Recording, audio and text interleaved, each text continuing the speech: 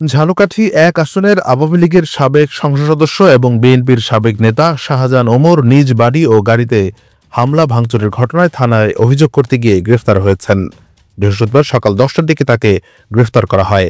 ঝালকাঠির অতিরিক্ত police super Mohidul ইসলাম বিষয়টি গণমাধ্যমে নিশ্চিত করেছেন।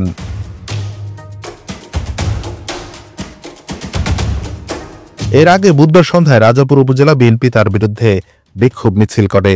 মিছিল থেকে একটি গ্রুপ বিচ্ছিন্ন হয়ে উপজেলা সদরে তার বাসভবনে হামলা ও ভাঙচুর করে। পরে বৃহস্পতিবার সকালে বরিশাল থেকে রাজাপুর আসার পথে পিংড়ি এলাকায় তার গাড়িতে হামলা চালানো হয়।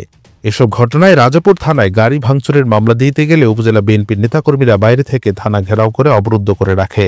পরে তাকে গ্রেফতার দেখান পুলিশ। ব্যারিস্টার শাহজাহান ওমর বলেন, আমি সাঙ্গর গ্রামের বাড়িতে বোনের কবরস্থানে কাজ করার জন্য আসার পথে হামলার শিকার হয়েছি। আমার গাড়ি ভাঙচুর করা হয়েছে, আমিও আহত হয়েছি। তিনি বলেন, ইচ্ছে ছিল বাড়ির কাজ শেষ করে লেবুখালী ক্যান্টনমেন্টে সশস্ত্র বাহিনী দিবসের অনুষ্ঠানে অংশগ্রহণ করার, কিন্তু এখন তো আমার গাড়ি নেই, কিভাবে সেখানে যাব? আমি ক্ষতিগ্রস্ত হওয়ায় রাজাপুর থানায় মামলা করতে গিয়েছিলাম। তখন পুলিশ জানায় আমাকে কাঠালিয়া থানার একটি মামলায় গ্রেফতার করা হয়েছে, কিন্তু আমার নামে মামলা আছে তা আমি জানতাম না। অতিরিক্ত পুলিশ সুপার মহিদুল ইসলাম বলেন, সাবেক এমপি ব্যারিস্টার শাহজাহান ওমরকে গ্রেফতার করা হয়েছে। তার নামে কাঠালিয়ায় একটি নিয়মিত মামলা রয়েছে। পরবর্তী পদক্ষেপ গ্রহণের প্রক্রিয়া চলছে।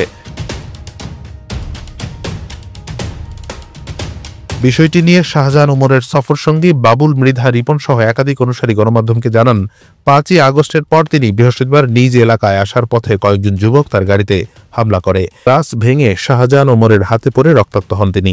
এ সময় তার গাড়ির চালক সহ বেশ কয়েকজন আহত হন। ঘটনার পর তিনি নিজ বাড়িতে গিয়ে কিছুক্ষণ থেকে থানায় যান। এরপর থেকে তিনি থানা হেফাজতেই ছিলেন। তিনি থানায় আসার খবর ছড়িয়ে পড়লে তাকে গ্রেফতারের দাবিতে ছাত্রদল ও যুবদল থানার সামনে বিক্ষোভ মিছিল করে।